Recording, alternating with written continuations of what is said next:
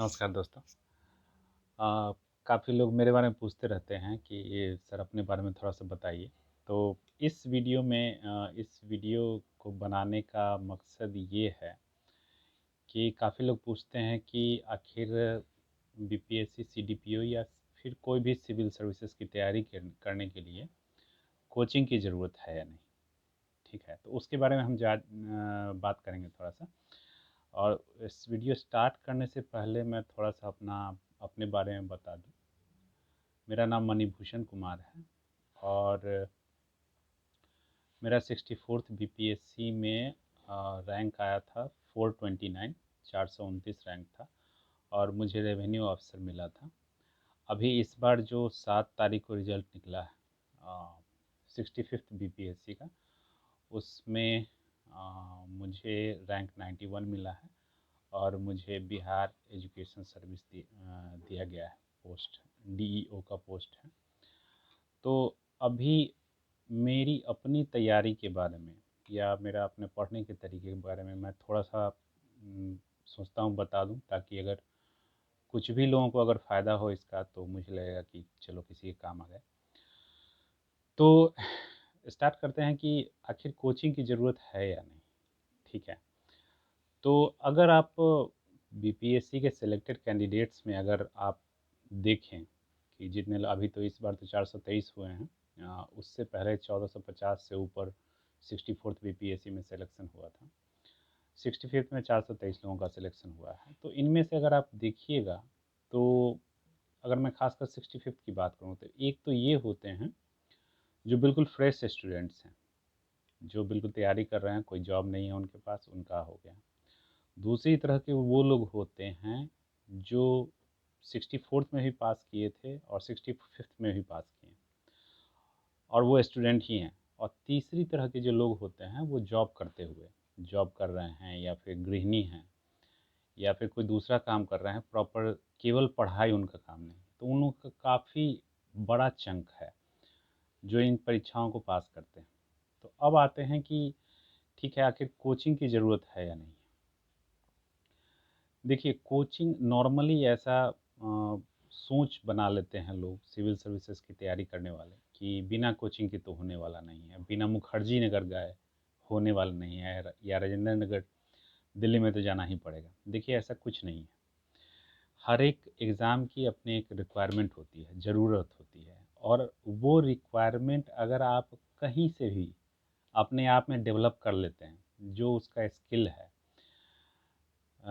अगर स्किल के मामले में देखें तो जितना नॉलेज होना चाहिए, ज्ञान जितना ज़रूरी है, लिखने का तरीका ज़रूरी है और ज्ञान लिखने का तरीके के साथ-साथ आपकी लैंग्वेज क्या है? किस आपका आपका लैंग्वेज संश्लेषित लैंग्वेज है या नहीं है? जो क्वेश्चन पूछ रहा है उसकी डिमांड को अगर आप पूरा कर रहे हैं, तो क्या ज़रूरत है मुखर्जी नगर जाने की? देखिए, अभी ऐसा हो गया है कि भलाई के लिए, परोपकार के लिए तो कोई कोई कोचिंग खोलता नहीं है। चलिए, उनका भी है अपना कि उनके लिए रोज़गार है। लेकिन जो गरीब स्टूडेंट्स हैं, फिर उस चक्कर में वो टेंशन में रहते हैं कि बिना कोचिंग किए तो होगा नहीं। देखिए, ऐसा कुछ नहीं है, ठीक है? तो आप बिना कोचिंग किए भी परीक्षा पास कर सकते हैं, ठीक है? और पास करते हैं लोग।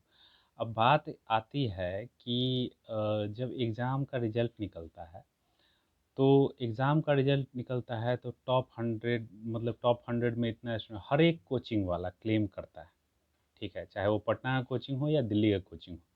हर एक कोचिंग वाला क्लेम करता है कि टॉपर जो है वो मेरे यहाँ से ही है और मेरे यहाँ ही पढ़ के पास किया है, फ़ोटो छापते हैं।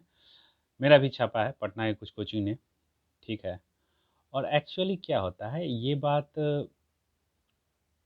मेरे अलावा मतलब एक इस पर जो यूपीएससी के टॉपर हैं, शुभम कुमार, उन्होंने भी कहा है कि आप क्या करते हैं जब मेंस परीक्षा पास कर लेते हैं, तो आप मॉक इंटरव्यू देने कई सारी जगह पे जाते हैं। मैं भी गया था पटना में, 2-3 कोचिंग में गया था। उसमें उसमें क्या करते हैं वो लोग, फ़ोटो लेते हैं, रोल नंबर लेते हैं और रिज़ल्ट निकलते ही उसका इस्तेमाल करते हैं, ठीक है? अपना एडवर्टाइज़मेंट के लिए। तो उन सब के चक्कर में मत पड़िए। हाँ, ठीक है, मॉक जो इंटरव्यू ये लोग कराते हैं वो लगभग बहुत कम पैसे में कराते हैं और प्रैक्टिस के लिए करना भी ज़रूरी है।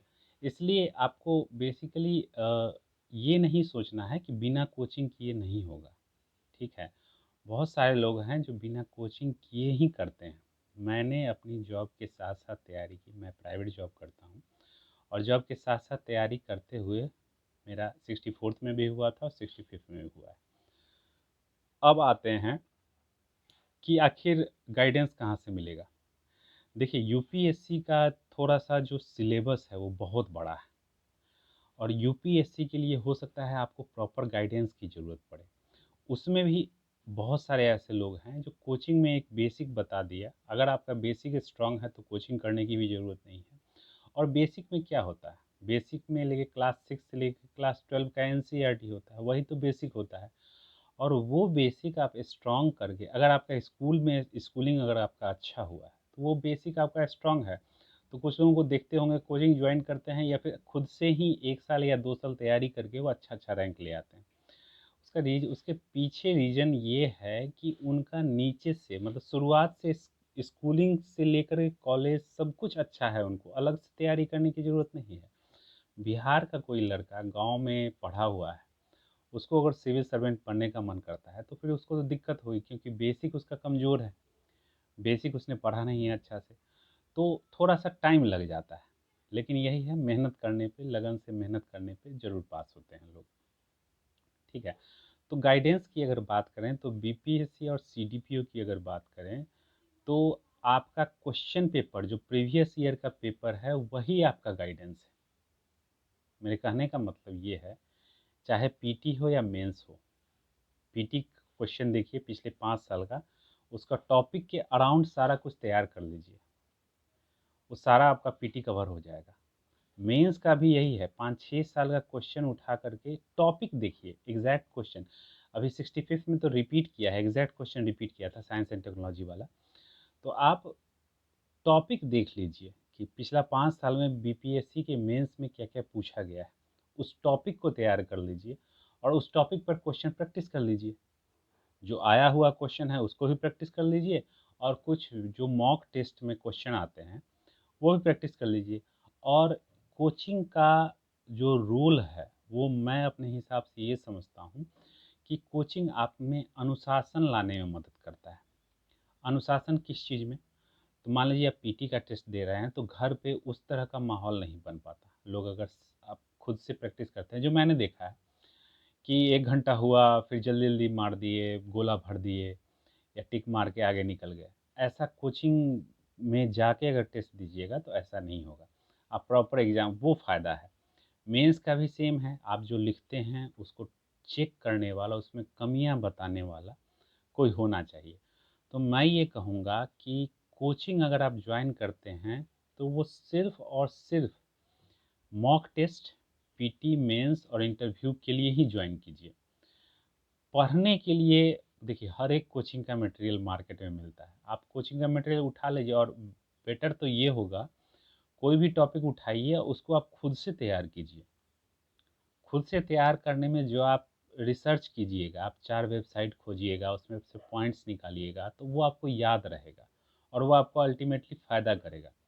इसलिए पढ़ने के लिए मेरे हिसाब से कोचिंग जाने की ज़रूरत नहीं है।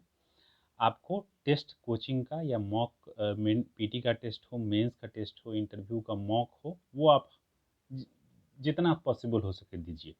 पॉसिबल नहीं हो सके तो क्वेश्चन खरीद करके क्वेश्चन ज़ेरॉक्स मिलता है वो खरीद कर प्रैक्टिस कीजिए, उतने से आपका काम हो जाएगा।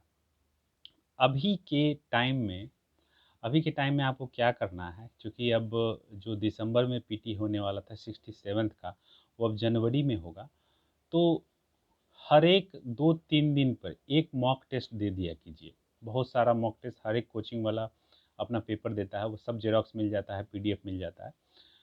मॉक टेस्ट ज़रूर दीजिए और मॉक टेस्ट दे कर के उसको छोड़िए नहीं, उसका सॉल्यूशन ज़रूर देखिए। क्या आपने देखिए 10 से 15 क्वेश्चन 10 क्वेश्चन कम से कम ऐसा होता है हर एक टेस्ट में, मेरे साथ भी होता था। टेस्ट नहीं देता था, सीधा वहाँ गया 10 क्वेश्चन आते हुए गलती कर दिया, ठीक है? आते हुए मिस्टेक हो गया, तो उस मिस्टेक को हटाने के लिए आपको मॉक टेस्ट देना ज़रूरी है। और मॉक टेस्ट के साथ-साथ उसका सॉल्यूशन भी देखिए और कहाँ पे कमी है, उस टॉपिक को रिवाइज़ कर लीजिए। अगली बार से फिर से इम्प्रूव। हर एक 2-3 दिन पर अभी से टेस्ट, एक-एक टेस्ट देना चालू कीजिए और एक टेस्ट देने के बाद उसको, पेपर को कंप्लीट कीजिए। ऐसा नहीं टेस्ट दे करके पेपर को साइड में रख दीजिए। टेस्ट दे करके उसका हर एक क्वेश्चन सोच समझ के, उसका कहाँ गलती किए, क्या हमको आता है, किस में गलती नहीं होती है, ये एनालाइज़ करना बहुत ज़रूरी है। इससे छोटी-छोटी गलतियाँ आपकी सुधर जाएँगी। चलिए, इस वीडियो में और इस वीडियो में इतना ही रखते हैं। आगे के वीडियो में हम फिर करंट अफेयर्स या बाकी सारा टॉपिक जैसे मैं यूट्यूब पे बनाता हूँ, बनाना स्टार्ट करूँगा। बहुत बहुत धन्यवाद।